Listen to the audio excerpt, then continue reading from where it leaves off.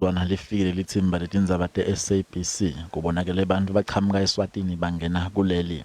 Labanye bakhona baneminyaka lesiphohlongo kutowufuna kudla njengoba kuphela ngekusheshsha kulelalive labomakhelwane. Kangwane kumetima kakhulu because sipanishekile nyalo siyahamba siyakufuna kudla, titolo tivaliwe, akunamali emabhenki basitshathi kuyoze sikhululeke mhla phela siteleka. Silambile asikhoni nje kuphila kahle kangwane vele siyapanisheka kakhulu. No, kona singasho ukuthi kubhede kakhulu but ngoba njengoba nibona lokuphuma kwabo basana titolo letikhona ngalena tishisiwe tonke so bazama ukuthi batokhona ukuthenga kudla ngalana then baphindze babuyele emuva.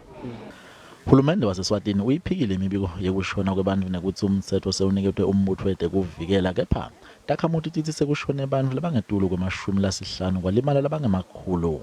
Tinkundla tekuchumana ne-internet solo kuvaliwe kanti nenkampani yetekundiza imise kungena nekuphuma kwetindiza kulelalive kutsi made kube ngumhla 5 kulesetulu.